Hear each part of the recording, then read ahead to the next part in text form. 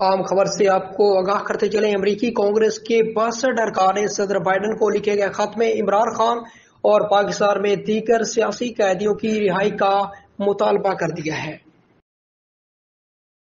अमरीकी law makers ने president Biden को 23 अक्टूबर को एक ख़त लिखा है जिसमें मुतालबा किया गया है कि अमेरिका पाकिस्तानी हुकूमत से इंश्योर कराए कि वो अपने मुल्क में इंसानी हकूक़ की पामाली ना करे, और साथ ही साथ पहली बार पॉलिटिकल प्रिजनर्स का नाम लिया गया है जिसमें इमरान खान का नाम लेकर कहा गया है कि उनको फौरी तौर पर रिहा किया जाए।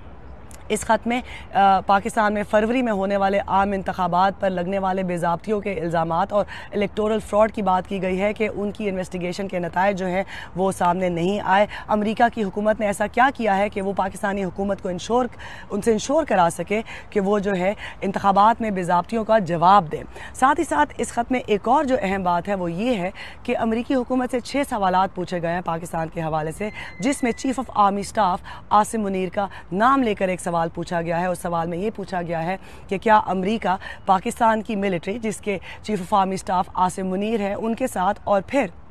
इंटेलिजेंस ऑफिसर्स के साथ अपने ताल्लुकात मेंटेन रखती है, और अगर रखती है तो फिर इंसानी हकूक़ की तंजीमों के जो क्रेडिबल एक्यूजेशन हैं कि इन इदारों की जानिब से जो इंसानी हकूक़ की वायलेशंस हो रही हैं, जमहूरी निज़ाम में जो खलल डाला जा रहा है, उनके हवाले से अमेरिका की क्या पॉलिसी है। साथ ही साथ अमेरिका से ये पूछा गया है कि अमेरिका कैसे इंश्योर कर रहा है, क्या इंडिकेटर्स हैं अमेरिका के पास कि वो पाकिस्तान में इंसानी हकूक़ की जो सूरत हाल है उसका जायज़ा ले रहा है, और अगर जायज़ा ले रहा है तो वो इंडिकेटर्स इन 62 लॉ मेकर्स के साथ शेयर किए जाएं। इस खत में जिसको 62 लॉ मेकर्स ने साइन किया, जो मेरे हाथ में है, इसमें यह भी कहा गया है कि फरवरी के इंतखाबात के बाद एक्टिविस्ट और जर्नलिस्ट पर जो है उनकी फ्रीडम ऑफ स्पीच पर कदगनें बढ़ी हैं, सोशल मीडिया पर कदगनें बढ़ी हैं, और साथ ही साथ इंटरनेट तक रसाई में खलल डाला गया है। इस खत में एमनेस्टी इंटरनेशनल और human rights commission of Pakistan के जो कंसर्न्स हैं उनको कहा गया है कि ये लॉ मेकर्स ये कंसर्न्स शेयर करते हैं इन इदारों के साथ, जिसमें कहा गया है कि इल्ज़ाम लगाया गया है कि इलेक्शन कमीशन ऑफ पाकिस्तान और जुडिशरी जो है वो बज़ाहिर इंडिपेंडेंट नज़र नहीं आते। ये भी इल्ज़ाम लगाया गया है कि उन पर मिलिट्री का दबाव है, और अप्रैल में उन 6 जजेस का हवाला भी दिया गया है जिन्होंने ये इल्ज़ाम लगाया कि ISI ने उनको इंटिमिडेट किया